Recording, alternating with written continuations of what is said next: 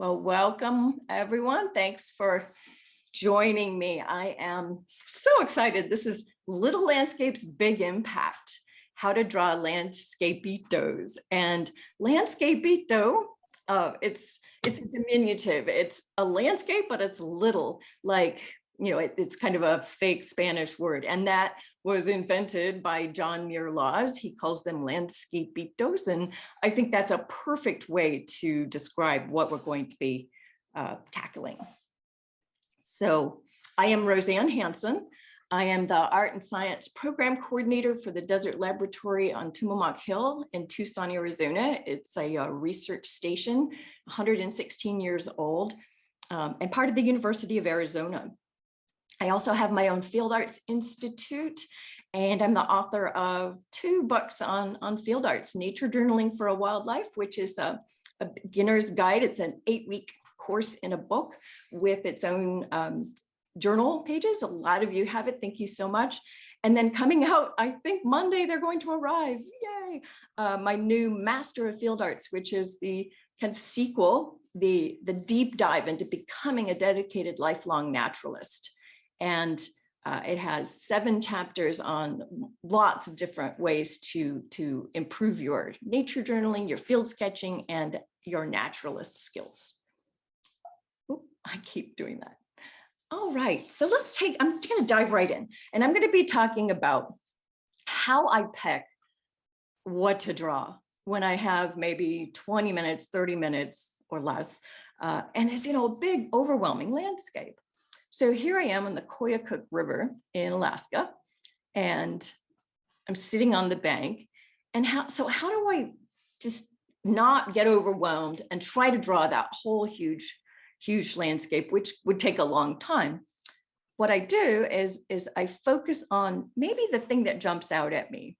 In this case, I liked this section because of the hump of the beautiful fall colors, and then the clouds were moving really fast and low, so they kept covering the upper mountain, and then the really pretty purpley colors, which the photo didn't exactly capture, but the back part of the mountain was really beautiful purpley. So I quickly did a pen sketch and then jumped right into adding color. And this whole thing took about 25 minutes to get to this point, maybe 30. And I'll be talking about that tape later and the pluses and minuses of the blue. But anyway, the tape was to create a border, and I'll talk about some other tools like that. But as you can see, then later in camp that night, I went in and added more detail with pen, trying not to overcook it, which I'm really famous for. Most of us, it's like, you just want to add more, and I end up killing it because I've done too much. But I think this worked. And I decided to add a foreground to remind me of the really beautiful micaceous rocks, these black rocks with a lot of sparklies that I was sitting on, and sort of gave that some depth. Is it an exact copy of the landscape? No, and that's not what we're trying to do. Is it realistic, or is it an impression? To me, it's an impression. I'm capturing, not copying. I'm capturing the essence of what it was that I loved about this landscape. So those colors, I tried to pick a containable, easily done section, so I didn't spend all day noodling, like trying to draw every tree. And I think it worked well. I got the cloud coming over the mountain, and it reminds me of that place, and the blue-green glacial water. So on the same trip, here we are in the Brooks Range. And again, it's kind of overwhelming, like, what do I focus on? Everything's beautiful. So sitting there by the creek, I decided to focus on, let me go back one here, this section. Clouds were really pretty. It was a lovely peak, and I liked the way there was a nice diagonal coming down in the foremountain, and those purpley colors again. So the dark blues, the purples, and then the willow trees in the foreground. So sitting there, by the creek. And then that's how I narrowed it down just a little bit more, because I wanted that diagonal. Someone was asking, why do I choose certain scenes? Well, sometimes the shapes really determine that. So that strong diagonal of the gray purple, and then the beautiful snow peaks in the back. I really loved that relationship there. So that's what I did, sketched that, just sitting there by the creek. That was probably a 15-minute, maybe 10 pen sketch. Do I use a ruler? Not usually, partly because I'm lazy, but I don't mind. My style is I kind of like the looser look of not perfection. I am a perfectionist, and I think forcing myself not to use a ruler and be perfect is very freeing, and it tells my mind, it's like, it's okay. This is about capturing. I'm not copying, I'm having fun. And then this is what the finished bit looked like with the color and detail. And as you can see, I like to do this. I'll be showing you more examples. It wasn't like perfect in the box. You can do that as well, but I like to kind of spill out and have it be a little fun. And you can see I added a compass point. I showed that the willows were throwing their seeds out, and gave it a caption. Here I am in, oh, I see someone put something in the chat. I'm assuming, well, as I said earlier, if you just joined me, I can't access the chat while I'm doing these presentations. So I'll catch your questions later. If you put a question in the chat, specific question, please put it in all caps if you can. That way I can see them. If you're just making a comment, don't put it in all caps. That way we can sort of determine what we're doing. Now, here I am in Colorado. Again, big landscape. What am I going to focus on? Well, shapes. Shapes is what caught my eye here. And I liked the way, the Dolores River was going through the canyon in the background, and the shape diagonal coming down, and then the next one in the back. Really like that. So that's a containable, much easier to capture section than trying to do that whole valley. Goodness, that would take me days. And here's what I ended up with. Very simple. I didn't try to catch all the detail. I was just trying to capture the essence and the feeling of that beautiful little valley. And that day sitting on the bluff, that was our camp for the evening. But let's drill down a little bit too in the colors I used and how I enhanced that Landscapeito using the colors. So the stronger, so when you're looking at this with your eyes and in photos, everything is fairly well defined and doesn't necessarily do what I did in the drawing. I changed some things in the watercolor to enhance the feeling of looking into the distance. And how you do that is, for example, you put your strongest colors in the foreground, and that tells the eye that's looking at this one-dimensional thing that's closer to me. And then that middle ground is slightly lighter, receding behind the other bluff. And then the darker, duller color in the back, receding, no detail. You'd be tempted to draw what you really see, which was a lot more detail. I saw a lot more detail on that far mountains, but I skipped it because it helped me to enhance that feeling of going into the distance. And another tip is, and this is kind of what advanced-ish, and you don't have to worry about it. Don't angst on these things, but it's a good tip. Cooler colors tend to recede and warmer colors tend to come forward. And what does that mean? Remember our spectrum, the light spectrum. So the cooler colors in the visible light spectrum, the cooler colors, purples, blues, the greens tend to be neutral in the middle, but they can tend blue or tend warm. And then the yellows and reds and oranges are the warm colors. So that's what I mean by the cool colors and the warm colors. But again, don't angst on it too much. Just I think for the purpose of a little Landscapeito, it's good enough to know, strongest colors for lighter colors back, but then duller and less detail the farther back you go. All right, now there are two ways that I think can help you if you're struggling then with, okay, you've done your little box and now you're like, oh, now what? How do I get what I've picked? In this case, in this landscape, again, I don't think I would want to try to do that whole vista. So I narrow in on that really cool section of the rocks, and that's what I'm going to focus on. So how do I get that into my notebook? So what I've done for forever is one of my preferred techniques. I call it the shapes method. And what you do is identify the major shapes in this picture. And there's only really 3 major shapes. And I would either in pencil or very lightly in pen, I would actually sketch those.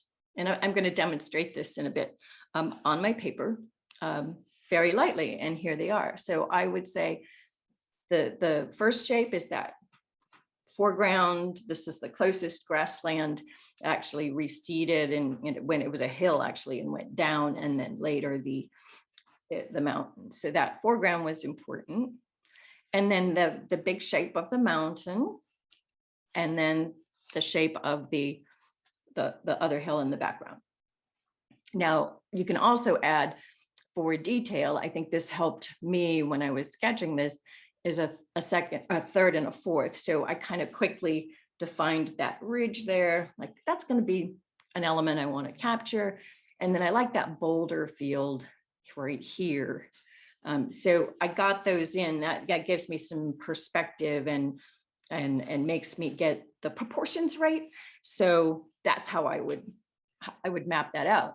Then I go in with my pen and quickly add detail and the nubbies and stuff. And then with the watercolor, I'll drop in the trees and throw in the grass and boom, this should take about 15 minutes, maybe 20, 30 if you're doing color as well. Now there's another method, if you're uncomfortable doing it that way, I call the grid method. And this is kind of classic painting stuff. People use viewfinder grids, and here you isolate your subject like this. I'm holding up the grid. I'll show you what they look like. And then you transfer, literally, you're drawing each grid section on its own. And that helps you get proportions really well. And here are how you do it. You draw the grid in your notebook. It has to match the grid that you're holding up, which is usually plastic. You could see through it and it's got the markers. And then you go from grid to grid. So as you can see, I sketched starting at the upper left. I just did that section. And then I moved to the next one. And then the next one, the next one, the next one. So the proportions worked. Actually, on that one, I see I got a little tiny bit off. But that's okay. It captured it. It kept the proportions. And boom, I had literally a 5-minute pencil sketch ready to go. So these are the tools you can use. These are just some examples of viewfinders you can purchase. If you have my book, Nature Journaling for a Wildlife, there are actually 2 viewfinders included in the back on acetate that you can cut out, along with the grids, a viewfinder that matches the proportions so you can draw your perfect rectangle that matches the grid in your notebook, matches your viewfinder grid. Another way to do it is most phones have, if you go into your settings for your camera, you can turn on a viewfinder grid in various proportions. This one's 4:3, and take a picture. And what I do is I hold it up. I don't actually take the picture. I do a screen capture so that the grid shows. And so use that then to do my sketch. So that's a cheap, easy way to do that. And then another way that I developed, I really like this. This is what I do. You draw a grid in your notebook, and it can be anything. It could even be a circle with proportionate grids or whatever. You draw that in your notebook, and then using the Perspex sheet, my Perspex palette is what I call it, and a dry erase, you literally trace the grid out of your notebook. And then that is your grid. It doesn't have to be perfect, but it matches exactly, so that, you know, as you go along each square and copy, you're matching. It's the proportions are right. So that's really easy. Whatever method you choose, though, as you're looking up, remember to set anchor points in your mind. You might even draw it on your notebook. Is when you hold up your grid, remember where to put. Like when I hold that up, I remember that upper left grid corner I have to put at that saddle and where it is, so that it matches every time. So that's an easy way to do that. That way you'll get it right. This shows those little grids in the book. I'm going to cover this really quickly, the aspect ratio. This is in case you do want to change the size of your grids from the size that's actually you're holding up. Don't worry about it if it's confusing. I will put all this on the web page I'll have for this tutorial, but it's important to understand the aspect ratio. So when you draw a grid, for example, that's 3 inches tall and 3 3¾ inches long on the longer edge, to get the ratio, you divide the short 3 by 3.75 equals 0.8. And so these two grids are actually the same aspect ratio, because the 4x5 one, if you divide 4 by 5, you get 0.8. And why do we do that? It's if you want to change, like you want a different field of view, you want your grid is this big, but you want a bigger one in your notebook or a smaller one in your notebook. It says doesn't match exactly. So you get your aspect ratio by dividing the short by the long. And then when you draw the new grid, for example, if you want a wider field of view, you measure a new long edge in your notebook at 5 inches, you multiply by the aspect ratio, and your short edge will be 4 inches, for example. So simple, but kind of confusing. Don't worry about this though, if it's like, because I really like this method of doing the drawing my grid that way. And the shapes method is the easiest, but also to change your field of view, instead of having to do all the math, just move your hands in and out until you get the view you want, rather than have to redraw everything. So just quick tips. And remember, this is just a reminder. Don't forget the anchor points on that. So here are some basic tips. I started using sometimes when I feel like it, especially if I'm going to do a lot of splashy paint, using painter's tape to make the boundary. Since I took this photo, wonderful Danny sent me white painter's tape and reminded me that blue is not really recommended if it might throw your colors off if you're maybe it's interfering with your ability to see the colors correctly. So use white painter's tape, and I'm putting in the on the resources page you'll get, I'll also be putting links to all sorts of different stuff. Anything that I'm talking about, you'll have links to, and I'll put some of this in the chat shortly as well. But you can see the nice edges the tape creates on that. And then have fun with, it doesn't have to be a perfect square. I love the way this Lower Bear Creek sketch came out. Where it's really just barely framed, but it's still a Landscapeito. It was just a lovely little vignette sitting on the creek. I left out a lot of the details, interestingly. There was tons more trees and foliage, but I focused on the rocks, the feeling, the one tree that was coming up, the desert spoon in the background, and boom, I just left that. So you don't have to include everything. Remember that your eye can be an editor, right? So you might see a gazillion things and it's really complicated, but edit stuff out to give yourself the best view, and your landscapes will be much, much better. You can see from the Henson Creek one on the left. Again, the frame was at the top. I let the trees kind of spill out. I included details of the spruces. And then the colors, because I actually had to do those colors later. I was in a hurry, so I did the little sketch. And then, because we were moving fairly quickly on this trip, I put those color dots. Those were the colors I was seeing. And then that helped me match the colors later when I did the color in camp that evening. And then here's a fun one. You can a bird flying by, have it fly out of your frame, or I've even drawn birds perching on the top of the landscape frame, kind of looking down. It's really fun. So have fun too. And then add actual landscape elements to the degree that you can, and it's legal. You don't want to collect things that are endangered. And if you collect plants or flowers that have seeds, make sure they're sealed in plastic, like these are sealed in the little plastic baggies. And then I just tape them in. And I've also, if this was walnut ink, or not ink, it's the hull of the walnut, the stain in the walnut. I use that to color in on the page, or I might use ochre mud that I find in a creek, or I glue in the mica bits that I find. So I always keep a little tiny vial of PVA glue, so I can add fun things. And that enhances put it on the page next to your Landscapeito or with your Landscapeito. Okay, so now we are going to draw Landscapitos.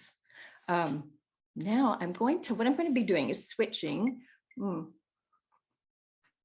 Actually going to stop the share because I'm going to switch to a different type of, oops, okay. Now, Valerie, am I back to the right screen? You are. Thanks. It's all on you. Yay. Okay, great. Now I'm checking the chat to see. Great. Thank you, Valerie, for that information on the washi tape. I'm going to put those. In fact, let me put a few things in the chat here.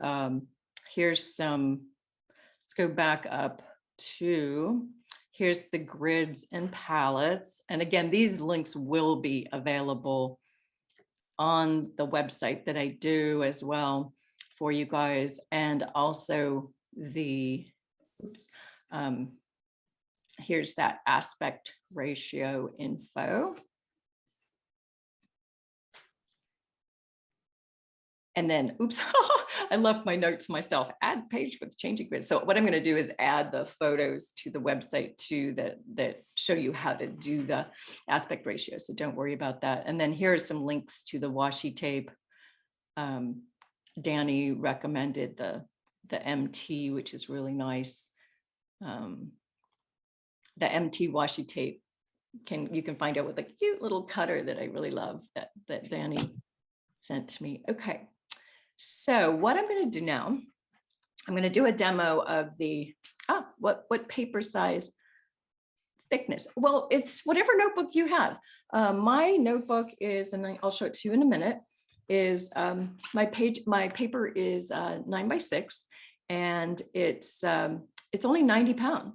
I don't tend to get a lot of super wet washes and stuff, but it holds up fine for all that watercolor you saw. Did I miss any other questions? No. Good. Okay.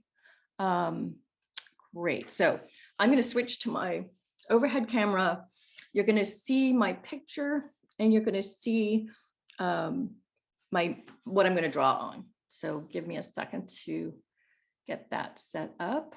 Hold on. Great. Any other questions while I'm getting that set up? To find my keynote. There we go. All right, I'm moving a few windows around so that I'll be ready for you guys when you come on. Okay. Zoom keeps wanting to switch windows on me. Okay, I'm sharing my desktop, so you should be. We see a leopard. Yeah, oh, we did. Okay, you should see document camera here and yes. Okay, great, thank you. And your journal on the right. Yep. I try to do a split screen so that you'll be able to see me drawing. This is my journal here, which is just leather, and I lace my pages in. I've used this system for a very long time. A lot of you have seen this. So it's 9 by 6 pages. It's laced in like so. And then I archive them in 3-ring binders. So for the demos though, I'm not going to use this because I'm going to be doing hopefully three different demos. If I keep changing pages, I'm going to smear stuff. So I will just be using loose paper.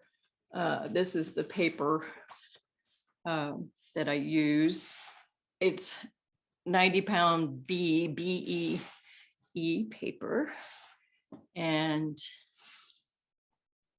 hopefully that we'll get to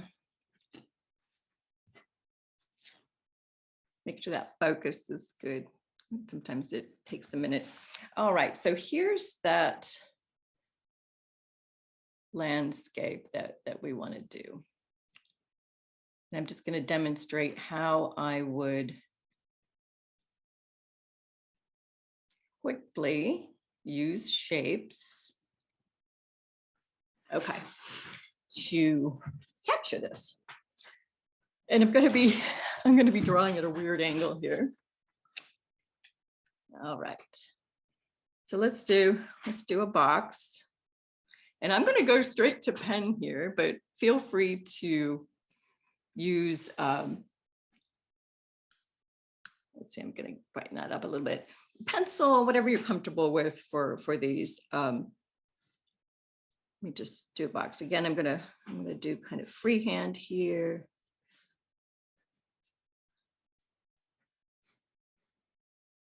And don't angst too much about if you get the box wrong. Do it in pencil so you can change it. But let's get these major shapes in. So I want that grassland, maybe like so. Not doing it super hard. And then I'm going to do this shape of the mountain here. Is it perfect? No. And I'm doing this lightly. I'm going to be doing it stronger in a bit. And then I've got, oops, let's see, this other shape here. See, bing, there we go. Now, how I do the detail. So again, we're not like super copying. So what I'm going to do, I'm going to do this one pretty fast. We're going to do, I'm going to try to get this skyline here. I've got that kind of bump there, and then this one, and then it comes down. See, I extended that a little bit. That's okay. I'm going to keep this bumpy. There's another bump there. Bump, bump, bump, and keeping kind of a broken line going there. This one I'm going to keep fairly light, and I'm not going to do any detail on that. You'd be tempted to because your eye is seeing all the other rocks and the dark trees back there. But I'm going to keep it pretty, like, just simple here, not worrying about any of the rocky detail.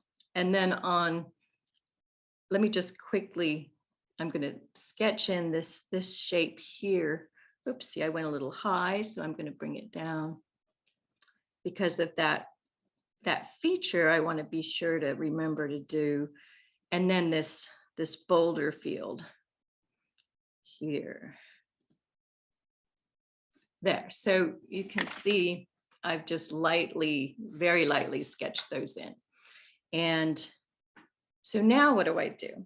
So I'm going to just start adding some detail and remembering, trying not to like overdo it. This is a little landscape, it's a Landscapeito.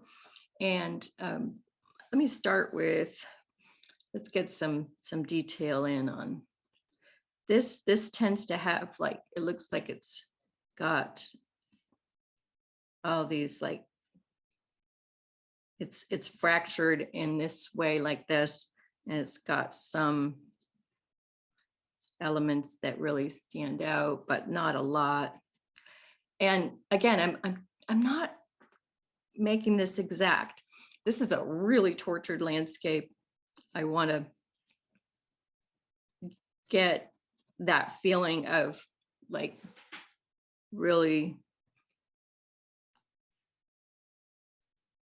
nubbly, lots of boulders fall on top of each other. It's a crazy, this is the Dragoon Mountains in southern Arizona, one of my favorite places to camp in the whole world. It's beautiful. I'm just kind of letting my hand go really spazzy here as I get try to capture that essence of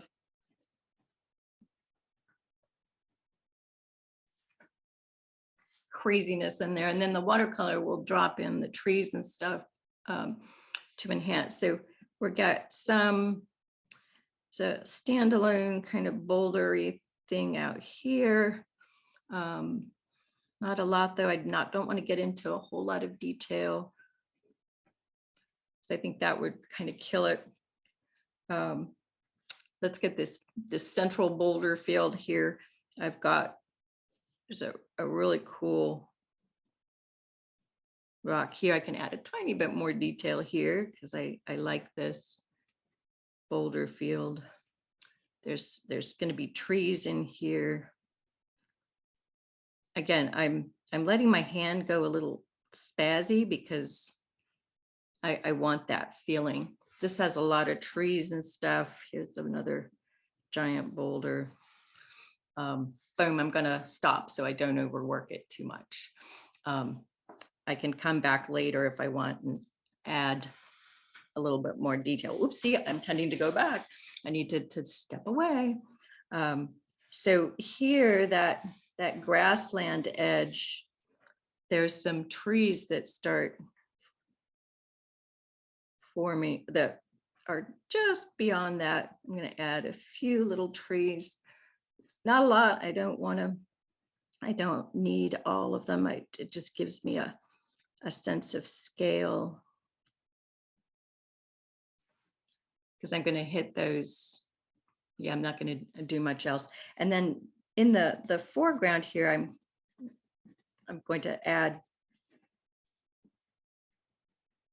detail grass. This is a grassland. And so I'm going to add a few pen strokes to indicate this is grass. And then as it goes back, barely, I don't want a lot of detail here. This is the hill going in front of me. And then letting it go. And so boom, there we go. I forgot to time myself, but that captures this landscape pretty darn well.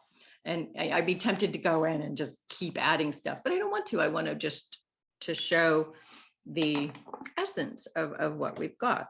So now I'm going to grab my little mini watercolor kit, and I'll put in the chat in a bit what colors I use, and I'll explain why as I go here. I use a minimalist approach, a cyan, a magenta, and a yellow. So a triad. I can create just about any color I want. And then I have two kind of wild card colors.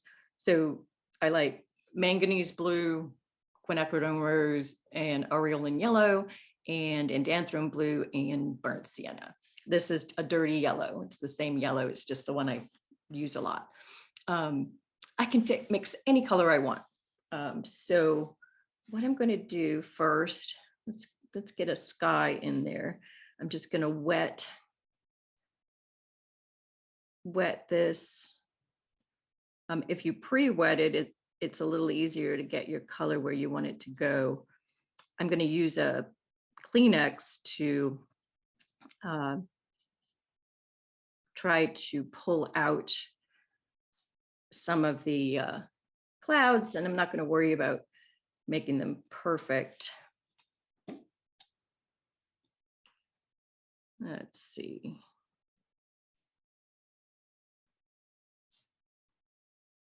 Oops, I see I went outside the line. Talking and painting is always fraught. Plus, I'm kind of trying to go fast here. Yeah, okay. So I don't get too many. Cobalt's a little easier to work with than manganese in terms of lifting, but let's see what we. Yeah, see, this one's not going to lift as well as I wanted, but that's okay. In fact, it's not lifting much at all. That's okay. We're just going to have a nice pale sky that will dry a little lighter. Now let's get. I'm gonna get some of the yellows in while that's drying, so I don't accidentally. If I start working here, it might bleed. So what I do to create my grassy, dirty yellows, oops, that turned really green, didn't it? That's okay for this purpose, is I actually drop a little of the burnt sienna into my neutral yellow to make a more grassy, because the grass really isn't bright yellow, is it? And so I want to, ooh, that is very green.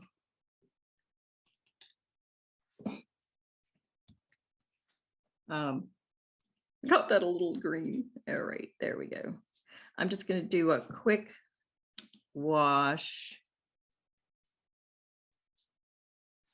not being too precious here. And I'm going to go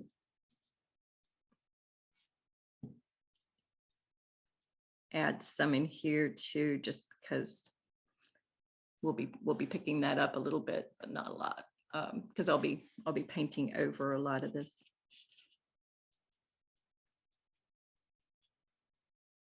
Now I'm going to do a little more of the browns in here. Very wet here, very. You see this paper's fine. A little more detail, a little darker in the foreground here, and I might even go in with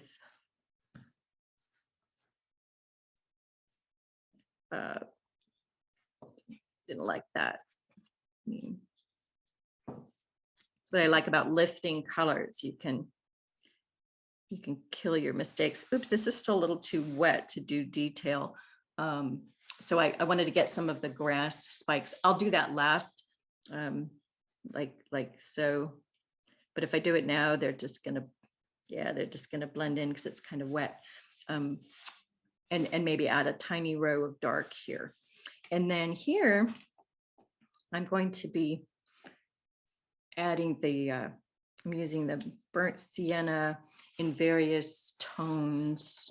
And I think I'm going to add just a touch of the quinacridone rose to the burnt sienna to give it that a little more glow.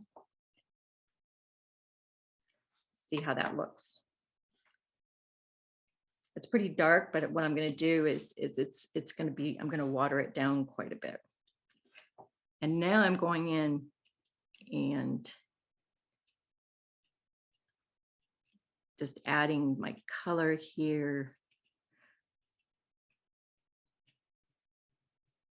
See how I'm just dabbing rather than I'm not painting exactly.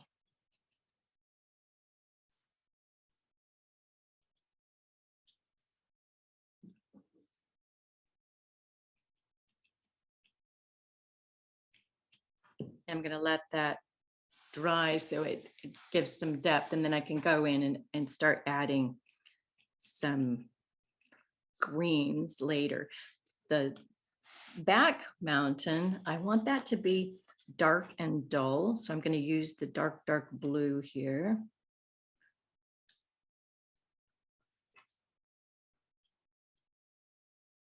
Might even do, you could use slightly dry brush technique to get some texture. I'm trying to do that right here.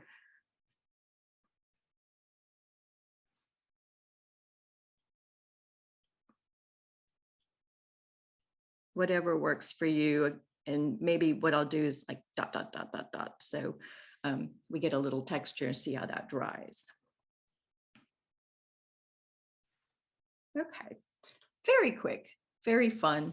The best part, we'll come back and we'll add dark greens in here. Can I do that yet? Maybe. Let me show you. Still pretty wet. If I start adding the dark greens, it might work because it's going to bleed a little bit, which will be nice. It'll be a little more realistic. So I'm going to start with my cyan and yellow, but that's too bright. You don't want that bright. We want a really muted green. So actually I'm going to go ahead and turn that into, I just dipped into my virgin dark blue. And I'm not mixing it super well. So let's add some of these trees that are growing around the rocks, and that helps define the rocks. See how it's bleeding nicely?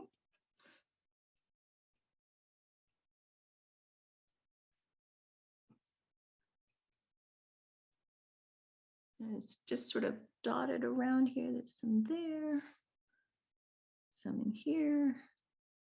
Don't want to overdo it.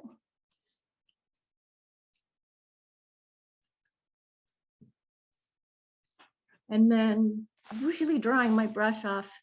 Oops, I didn't dry it quite enough.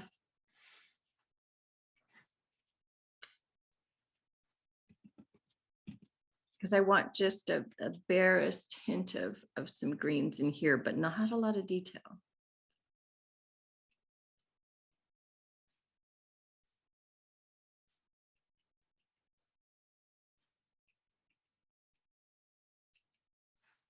Oh, I better stop.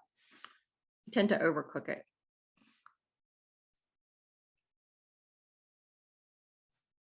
Oh, I'm going to add a little bit of the red in here to make this a little browner. These mesquite trees are not leafed out green. There, I think I'm going to call that for now. Let it dry and we'll come back. You can add detail. I've got this brown here. I could go in and add some grassy bits at the very foreground.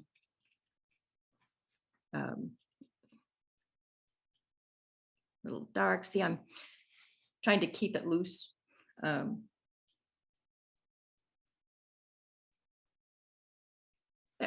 Oops, I didn't like that. So let's see if I can lift it. Oops, don't use the. Yeah.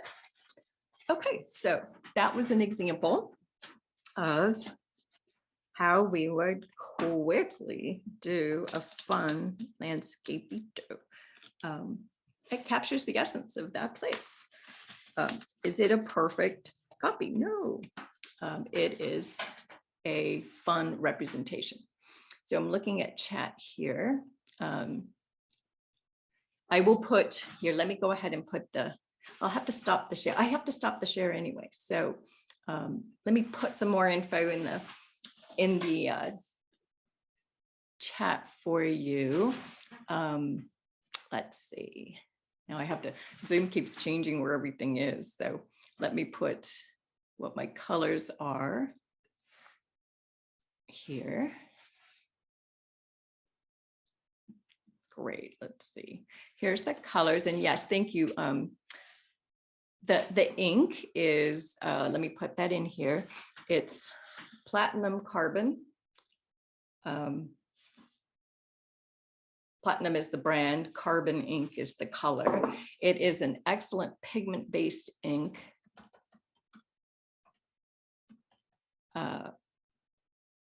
Dries, as you saw, really quickly, so I can instantly add watercolor. I forgot to close my blind. Let me do that so you guys are not like getting a halo here. There we go. Okay. Yeah, so platinum carbon, it is a pigment-based ink, so that means that if I don't use this pen just about every day, that it'll clog a little bit. You can use dye-based inks. There are some good ones like Noodlers. They don't dry really fast. That would have bled. This would have bled if I had used Noodlers. It doesn't dry fast enough. It is archival and permanent, but it's a trade-off. So the location I just sketched is, I will write this down here. I'll put these all on the pages I'll be creating for you on my website for this tutorial with the recording. I'll put all this info, all the metadata. So it's the Dragoon Mountains of southeastern Arizona. And, you know, maybe it would have been fun to do my dots of color, the colorway, and capture that too.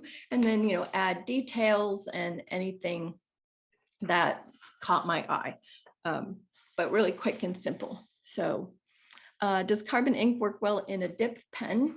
I've not tried. I'm sure it does. And that would be an excellent way to do it.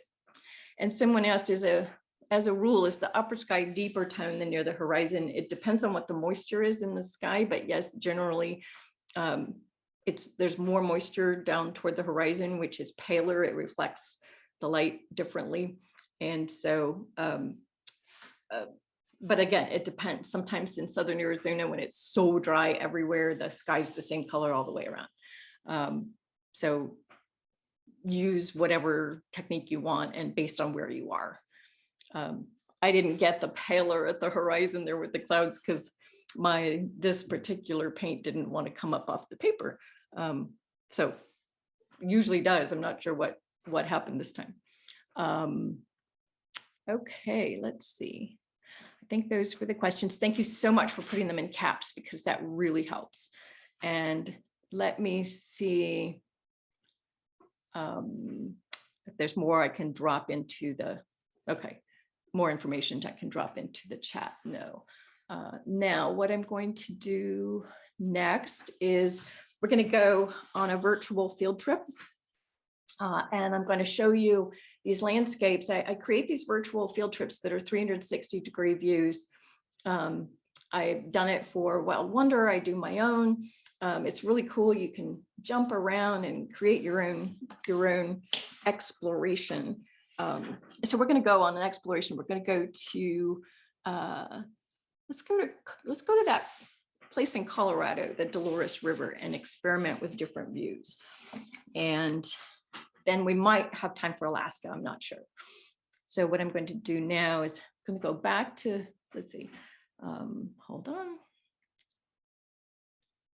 I'm going to go back to my field trip here. Great. So now I'm going to screen share. So Valerie, what should come up is my field trip. Oh, hold on, yes, let's see. There it is, Safari. Okay, you should be seeing the Colorado, this is the Dolores River. We are, but there's a map up in the upper left. And yes, that's part of the tour. So let me show you guys what this is really cool. You seeing this movie? Yes. So I created this using 360-degree camera technology. You'll have the links to this so you can play on your own and use this to experiment with creating your own landscapitos. There's some fun elements. For example, you click on a detail and this shows you the canyon we drove through to get out of here. There's, let's see, there we go. There's a video of driving through the canyon.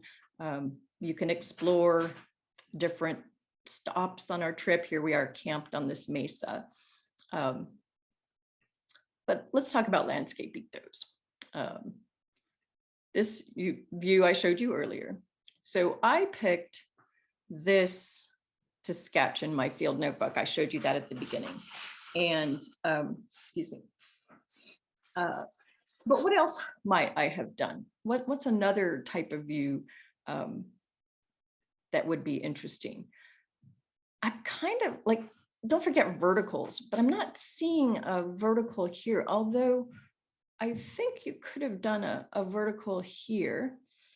And I'm not seeing any other verticals here that would have done well. Maybe a vertical here would have been cool because of that S shape, and then make the sky like the major portion of it and get these beautiful thunderheads. So I'm going to go back now and we're going to go to this. I'm going to reshare here.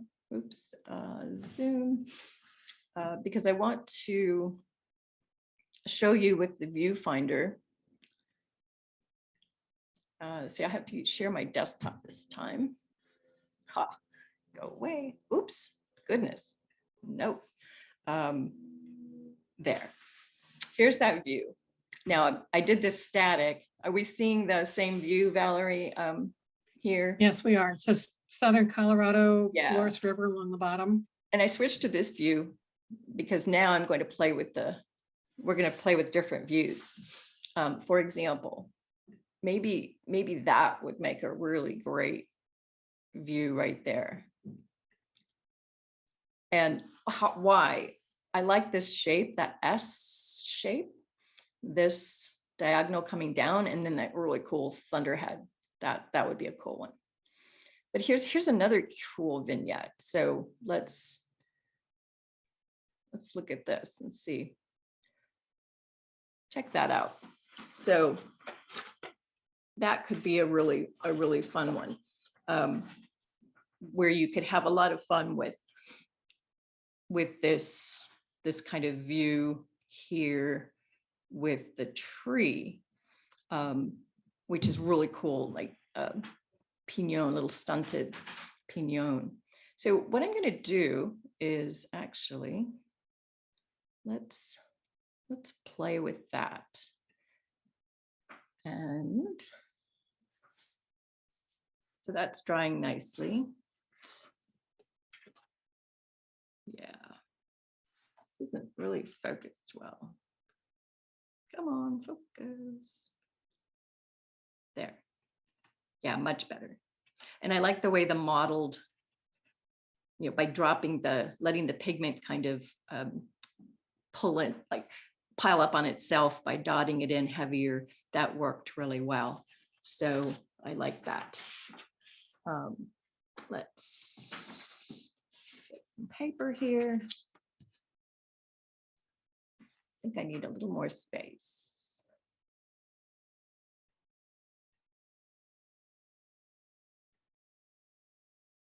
Okay. You see my jaguar showing through here. That's funny. It's distracting. There.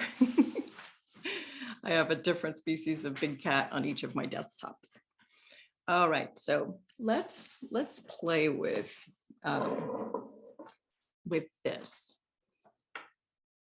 I'm going to play with a more blowout style, like with stuff spilling out instead of a perfect square like I did, or a rectangle like I did with the last one.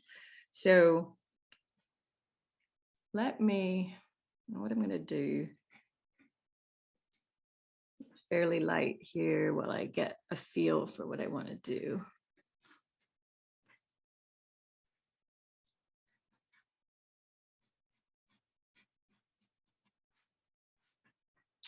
So what I want is I want to capture that.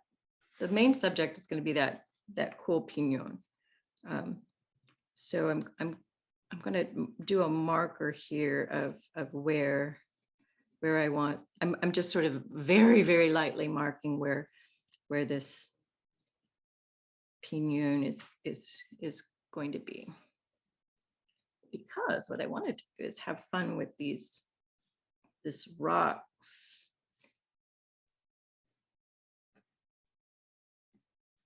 Spilling out here.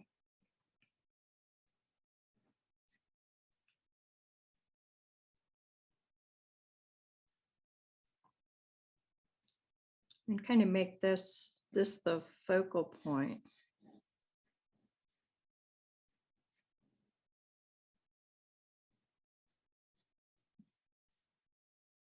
This is the little cliff here.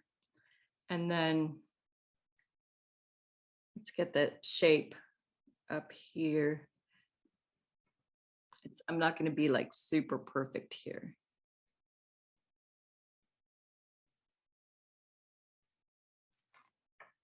Probably could have extended this a bit more, but that's okay. I'm going to just go with what I have, because this is going to be my focal point over here.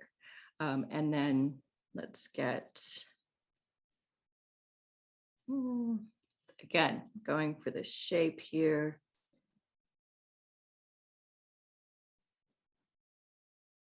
There. And the river coming in, there's a little slice of the river, and then it kind of recedes. All right, now I'm going to start feeling out more of the shapes here. There. Like I said, I think I could have pulled this over a little more, but that's okay. Let's just go with what we have.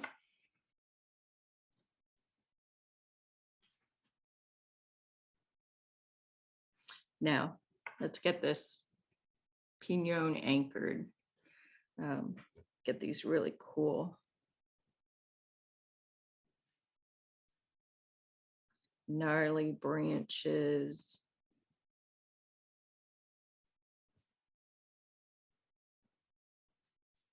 So it looks like there are like four trunks, including one that's kind of really down.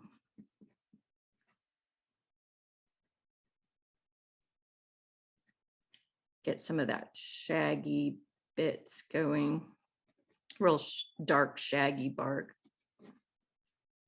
Using my pen to really do some of the detail there. Now let's get these rocks here. Again, I'm capturing, I'm not copying, just getting the essence here.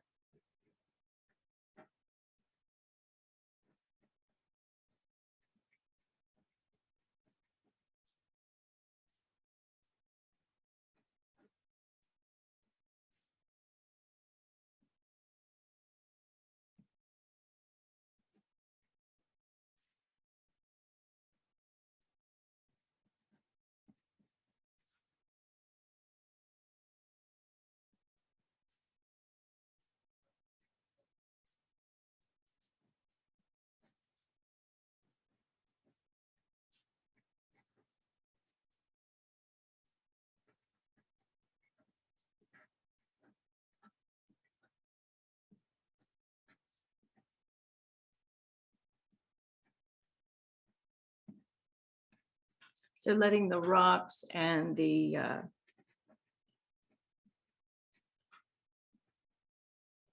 pignon, actually, yeah, that's, now I can't remember if it's a pignon or a juniper. I'll have to look at my field notes. Remember to use kind of broken line to get this foliage thing anchored for you. don't be too solid because we're going to go in then with the color.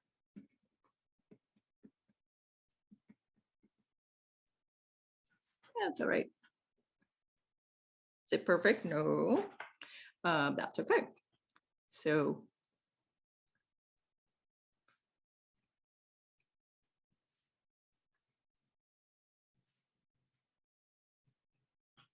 then I'm just going to do some really light. I don't want a lot of detail on this. It's going to be tempting to, but I don't want to give it too much emphasis because this is my Landscapeito.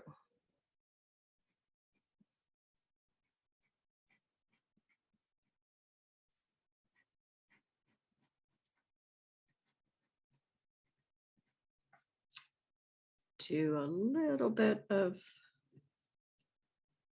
darker line here. Okay, and then let's anchor some, emphasize maybe a few trees down here to give it scale. Not a lot though. Don't want to get too much detail.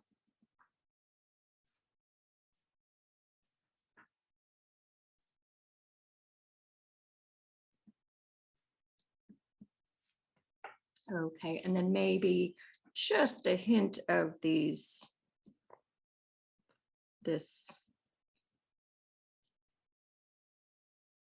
foliage right here.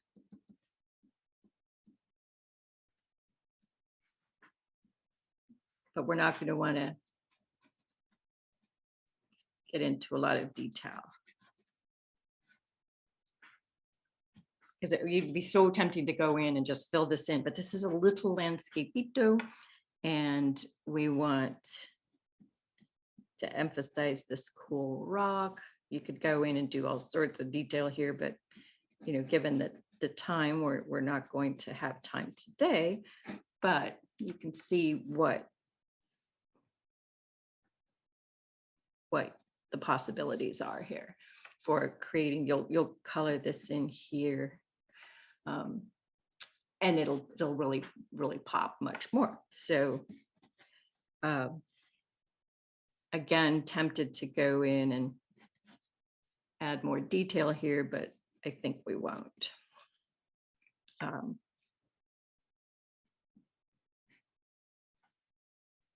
Because again, Landscapeito. Could have made this a little higher to bring in that thundercloud, but that's okay. So what I would do here, I think I have enough time. Let's try to throw some color in here. So first, I didn't give myself enough room for those cool clouds. So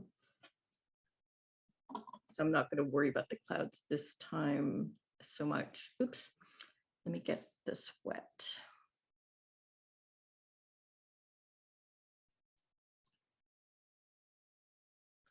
I can try to pull some clouds here, but again, it's a little landscape. I don't think I gave myself a lot of room.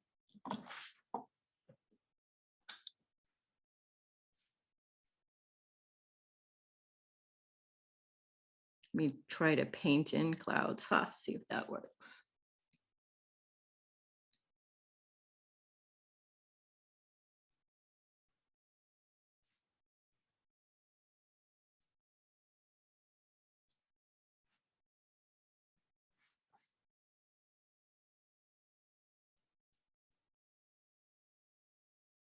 And we can go back later and add some shadows. Oops, and make that work.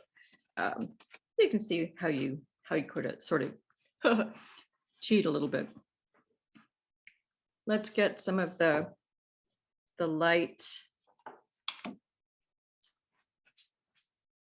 browny grassy thing. I adulterated my yellow here, it got greened up. So let me clean it up here. A little bit of yellow, and then again, let's just dull it up, brown it up. And I'm going to drop it in fairly wet and pale.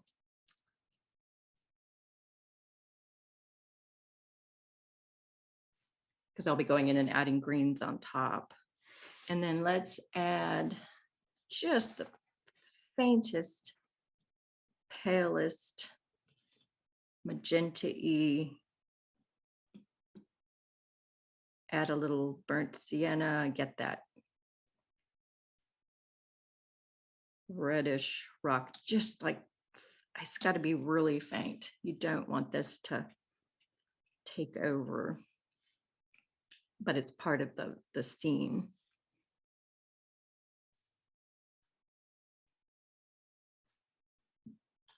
I'll let that dry.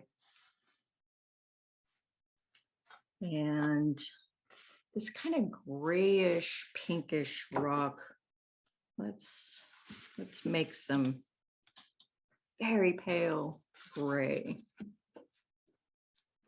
I'm making a mess on my paper, that's okay. So I'm going to take a little burnt sienna and the dark blue,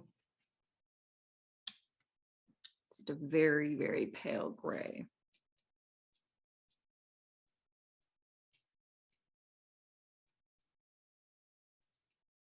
Very splashy here. Oops, got a little spastic.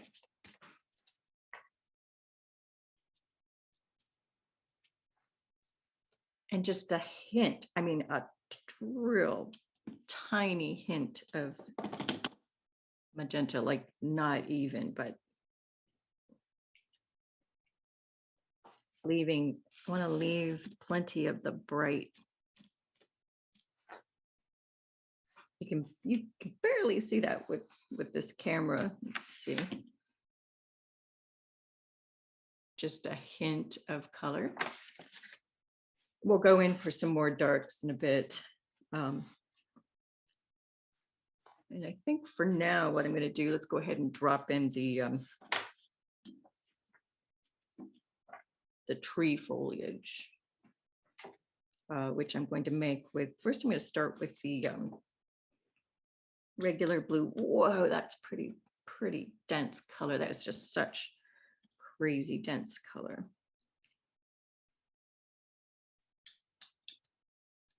And I'm going to put a little bit of the bright green, but not a lot, because I'm actually going to want the darker blue green for this, but some highlights. I don't like the color all one color. That's not how things are in nature generally.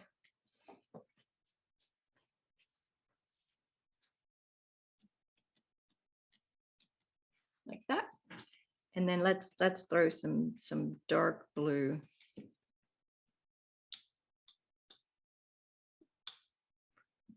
And get a much like more of that peony dull green.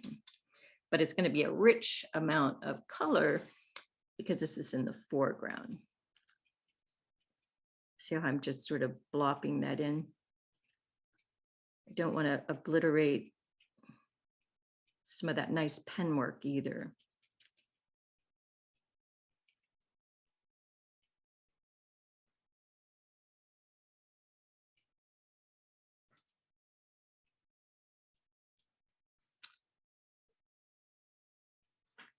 And then finally, I might just drop in the barest amount of pure dark blue to get some depth in here while it's still wet, so it bleeds nicely.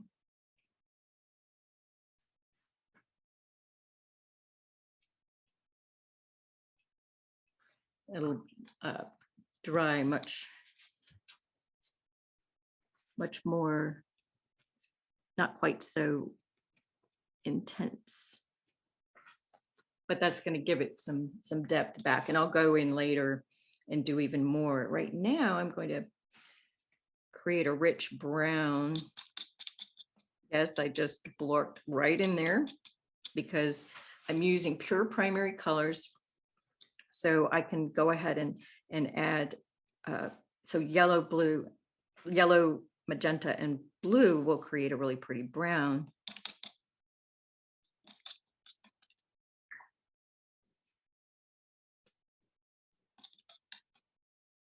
Needs more magenta, tiny bit of blue. Getting there. There we go. To kind of get that a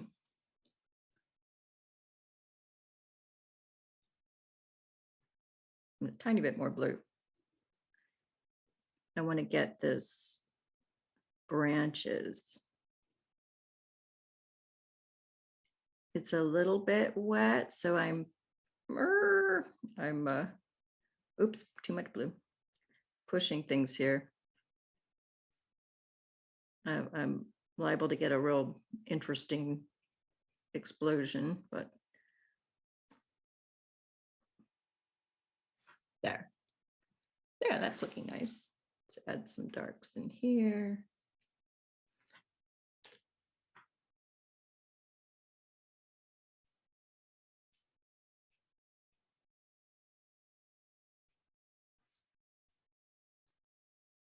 Those will dry nicely. And then if we want, I'm just going to turn this into a really nice kind of accent for these rocks.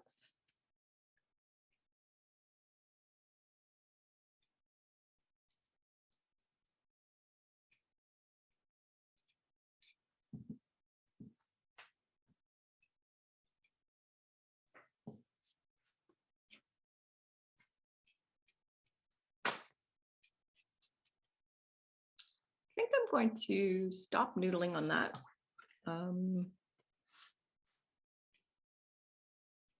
Spread out some of this so we don't have polka dotted tree. All right, let that dry. It looks really bright here, but it's going to dry a lot darker. I want to get some green for down here.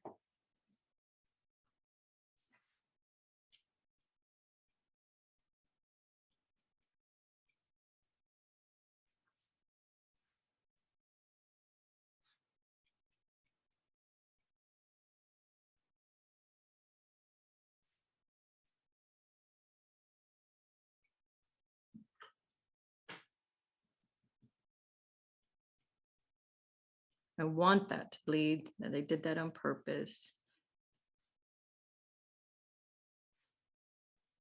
Because we've got some mottled landscape here. And then about that water. Now the water's to our eye is really green, greeny. So I could try to approximate that, but in my mind, what I want to show is that that's water. And for my little Landscapeito, I'm going to go ahead and drop in a tiny bit of blue. It's going to reflect the sky. Because then when I see this later, I'm reminded that is a river. So just the barest, tiniest. Oops, see, I'm rushing things a bit, so we bled.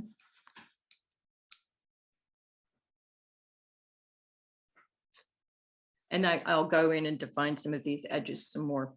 And then for this area, I want really dull, actually, let's clean this off.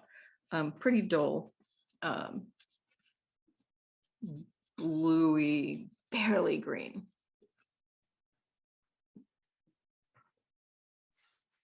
Again, we're not going to try to get the detail. So I'm going to start with a little yellow, dark blue. I'm going to even more blue.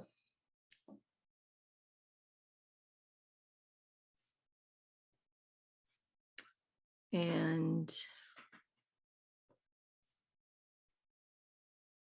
I'm going to go kind of, oops, let's see.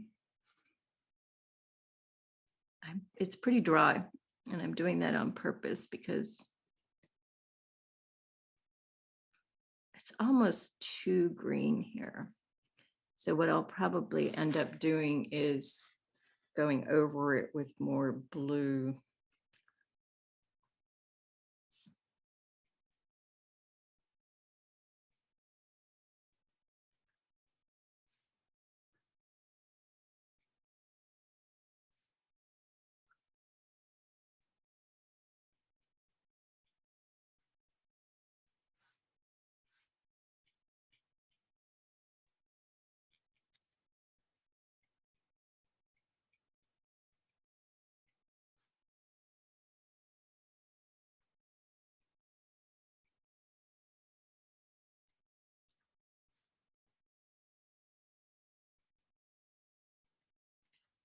I'm going to want to knock that back a little bit, but right now I'm going to let it dry and do a little more contours later.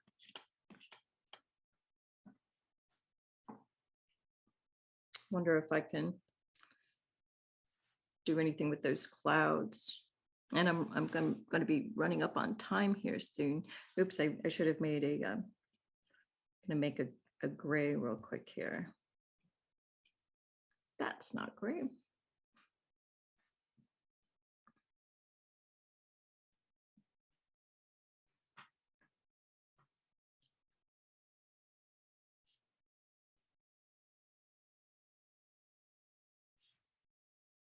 Yeah, that'll work. Give our clouds a little poofiness.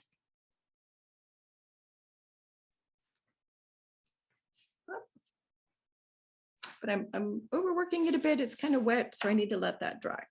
So that gives you an idea. That one took a little bit more detail than the last one.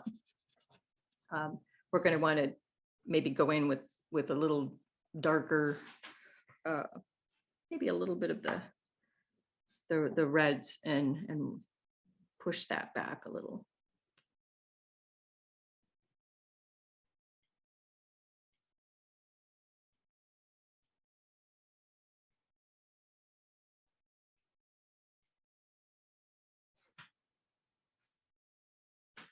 Anyway, I should stop because I'll just overwork it, let it dry, come back later. I can fix a few things here. That's what I like. Again, lifting watercolor, we can fix some of those blorks. Great. Okay, let's see. Got lots of chat. I'm going to stop the share. And I'll put these all on the website after I get a chance to finish that. Let's see. Going back up and looking at the chat, where do you access these field trips? I'll be putting the links here. I'll put them in the chat now, but they'll be on the page for the tutorial here. They're really fun. Let's see. Chat.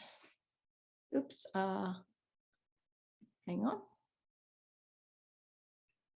Okay, here are the links to my virtual field trips. The one I didn't get to is in Alaska. It's the Kenai Peninsula. I created that field trip for Kim McNett for the Wild Wonder Nature Journaling Conference. She took all the photos, she did the trip, she did the class, but I created the field trip for her. So let me see. So is there a way to get a close-up of the tree? Yes, when you go to the virtual field trip, you can zoom in on the tree. Is this a trip you organized? Yes, it was actually. It was along the Continental Divide. We did a trip up through the Continental Divide for a group of six couples, actually. Let's see, which yellow do you use? So this is aureolin yellow, which is a neutral yellow. It's no longer fugitive. They figured that out. And then The brush I'm using is I just use one brush. I'm a real minimalist. I don't like to fuss with tools when I'm out. I like to just go fast and light and immerse myself in the sketching and enjoying nature, not angsting over color and which brush and which tools. So it's the Isabey Squirrel travel brush. It's just, it doesn't even have a number. It's the only, well, this is 8202, but it's just got a super, gets really sharp. It holds plenty of water for my field book notebook. And then it goes in my bag, doesn't hurt itself. Let's see, more questions. What is the white material on the, so this is my little minimalist paint kit, and it is a special, I have the labels, I have it made for me. It's from Sticker Mule. It's just unprinted white sticker stuff. You can buy labels from Amazon or anywhere, Avery labels that are made for laboratory use. So they're waterproof, really almost vinyl, but you have to pay like $25 for like 500 sheets. But that work great too. If you want to make your own mini kit with a tin, that works great. Any other questions? Got the brush. Let's see, what tool allows you to capture, put boxes in and zoom in? Not sure I understand that. Teresa, do you want to ask it verbally? Are you still on the call or on the Zoom? Yeah. So when you're using, you capture your picture, that 360-degree thing, and then you're using tools to move around, zoom in, Got it. focus things, and then how do you put your box around? I mean, Oh, you mean for the demo here. So the field trip is created in a standalone program and app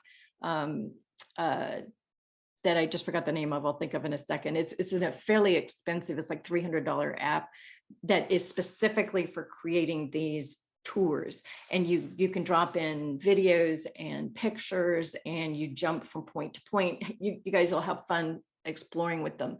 And then I switched just to my Keynote, which is like PowerPoint for Mac. So Keynote is what I don't know, and I don't have a Mac. It's like So is there an PowerPoint. equivalent for a PC? Yeah, PowerPoint. Oh, you do that in PowerPoint? Okay. Yeah, and then so for that square to demonstrate, then it's just a element on the Keynote page, so I can drag it around and show you guys like what I was envisioning. The location. So I hope that answered your question. Yes, thank you. Sure. Pano 2 VR. Pano 2 VR is the name of the app. And actually, you can take 360-degree photos with your phones using Google Street View photo software that's free, and it's the best one. It's really fun, but then you need something to put them in. The name of the app, let me drop that in the chat. Hold on. Pano 2 VR. Okay, now there we go. Any other questions about Landscapitos? Did this, but just go ahead and, maybe if you want to make a comment or show what you've drawn, put your hand up. If that's down in the reactions. And while I look for, if anyone wants to make a comment or show us your Landscapitos, Diane is asking what size nib. This is a 35-year-old pen, a gift from my husband. And they come with the one nib. There isn't a size. Unfortunately, this particular pen is no longer made. It's really small and slender and lovely. And what I like about this tip is that Mont Blanc's tips are gold, and it's really flexible, but really like I can make teeny dots, big fat lines, tiny little lines. It's great. So you can actually find these on eBay now, the smaller Mont Blancs for under $100. Like this is the only pen I use had it for 35 years, so it's pretty cheap in that sense. And I'm also not throwing plastic into the landfill, so I like that. So no one wants to share. I don't have any hands up. So, oh, Dee. Okay, good. All right. Hi. Let me highlight you. Hold on. Go ahead and turn you. Or do you just want to ask a question, or do you want to share? Oh, I don't want to share. Okay. I just No wanted worries. to ask the pen. I don't know those pens. I've purchased a rapidograph. Is it like a rapidograph or is it a fountain pen? It's a fountain pen. Here's a great brand I just put in the chat called Lamy Safari. Oops, I don't have one handy right now. Great fountain pen. Love it. Oh, okay. And they have so they have reservoirs. Oh, yeah. Okay. And then I just carry little vials of ink with me. It's like an engineering pen or something. Correct. The rapidographs are similar. You fill up the reservoir, but the nibs are different. Rapidograph's great. Yeah, I like it. Great. Okay, thank you. Lindsay, do you want to share or ask a question or both? Oh, share. Let me highlight you. Hold on. Spotlight. Yay. Okay. So That's awesome. I don't have, I do, but I'm not comfortable with my watercolor yet. So I just use my Micron Great. and plain Jane pencils. It's funny because yesterday, whoops, let's see, orient myself. I did this landscape yesterday during our Nice. snowstorm, and I was like, oh, how do I capture like the specific detail on what? And so this helped me realize like what I can Yay. do, the Oh, more nice. detail the closer and farther away. So Oh, I like that. Excellent. I'm Thank so you. glad. so much. I appreciate it. Oh, well, you're welcome. Thank you for sharing. Tiffany, do you want to share or ask a question? Let me I spotlight you. am ready to share. There we go. Let me turn off the other spotlight. Okay. Okay, so let's Oh, see. yay, beautiful. So that was the Color. first one we did. Fantastic. And let's see. And then that was the second one. Oh, I like your colors. I like the stylized. So this is great to see. Everyone's vision and style is different. And I love how Tiffany's did. Yours is I like how your shapes are very bold. And I love that. I mean, that captured the landscape perfectly. Hold that up again. Thank you. Yeah. So this was the first one we worked Yeah. on. Yep. Love Together. that. Great. colors. And the second one. Yeah. I And- love the background. That came out really great. And I'm doing all of my classes that I take with you. I'm Yay. So I have all these little ones that we've done over time, Oh, fantastic. all So in those will one be place. Great to go back to over time and see how you change your style and things, you get stronger in one area. Oh, wonderful. Thank you. And keeping all the resources from all of your stuff in one place so I can go, oh yeah, I remember that technique from before. Nice. Oh. Thank you. Okay, let me get I'm gonna lower your hand. Thank you, Tiffany. And Taylor, I'm putting you up spotlight. Great. I was late because of the time, so I only did Let's see the other side. I thought it was like hard. the second one. I don't know if it's gonna.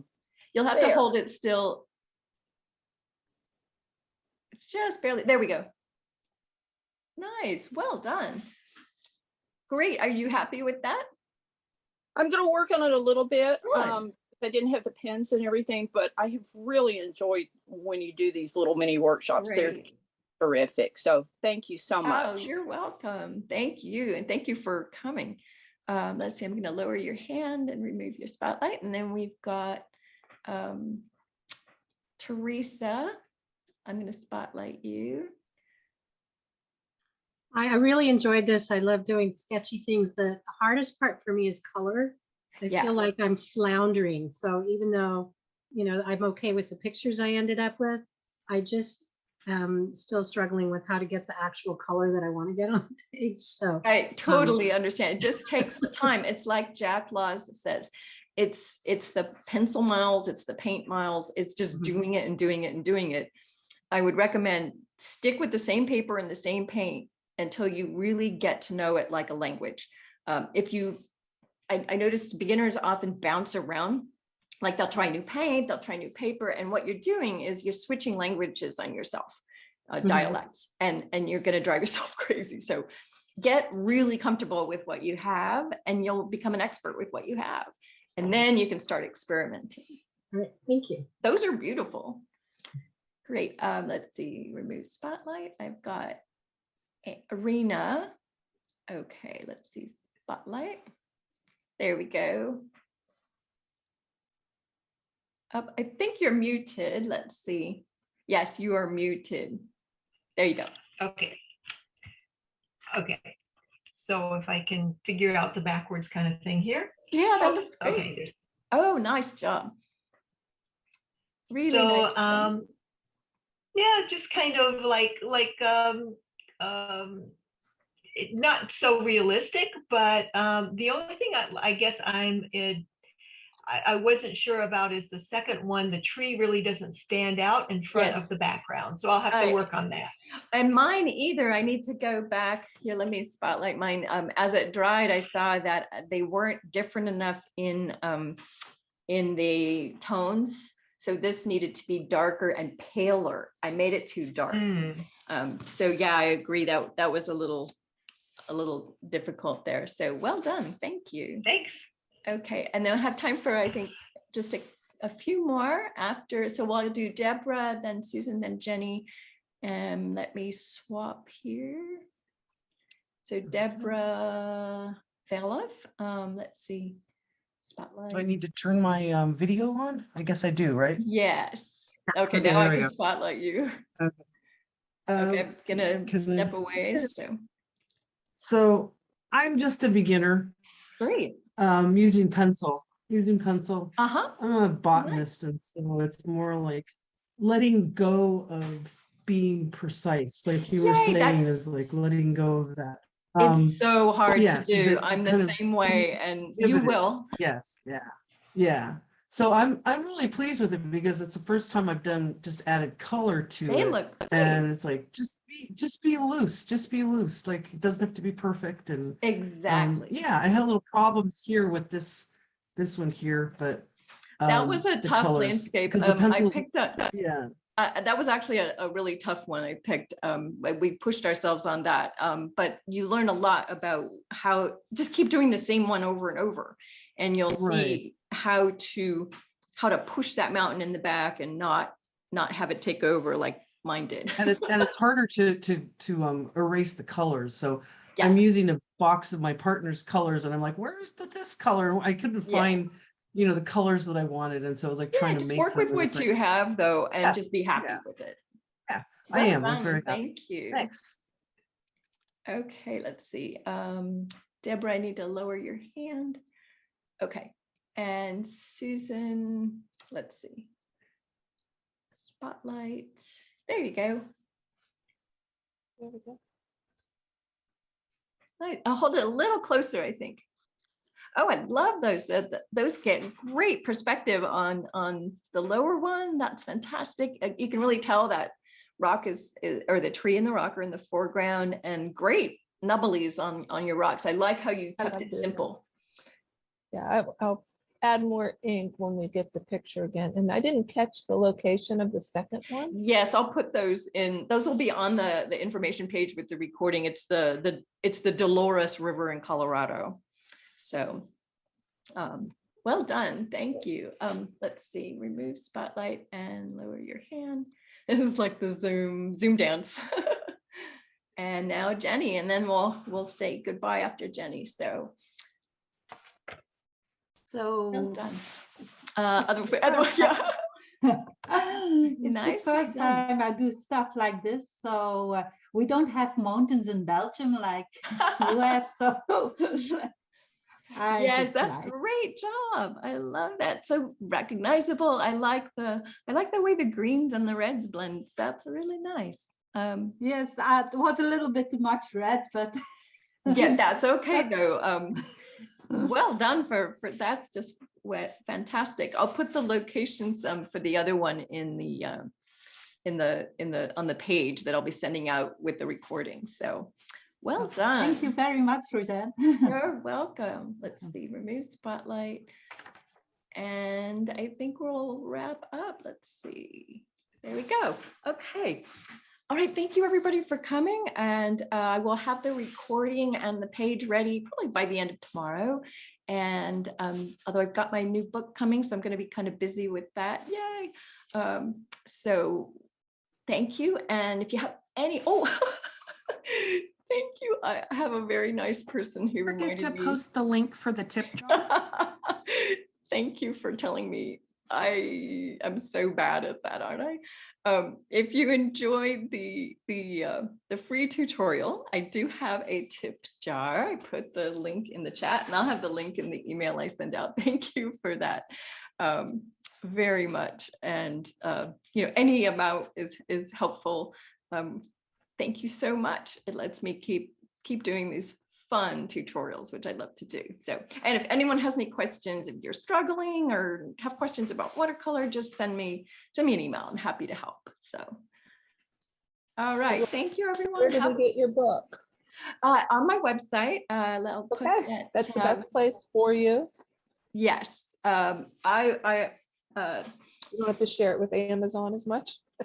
Yeah, I publish my books here in Tucson at a printer that uses, it's a net zero printer. They use 100% renewable energy. I use recycled paper. So it has a very small footprint. Amazon doesn't do that. So I don't have it on Amazon. So just direct. Okay. Being on Amazon is not a bad. I use Amazon. I'm not against it, but I do want my publishing to have a small footprint. So eventually maybe I'll get them up there, but it's not. Will you put it on Tohono Chul or any of the other? Yes, I do places? put my books at Tohono Chul in Tucson, Bisbee Books, and hoping to get a few more. Just haven't had a chance to get some up there. COVID's made it a little harder to get live books in, but I'll do so in a few weeks. And the Tucson Festival of Books, I'll be there if anyone's in Tucson. Perfect.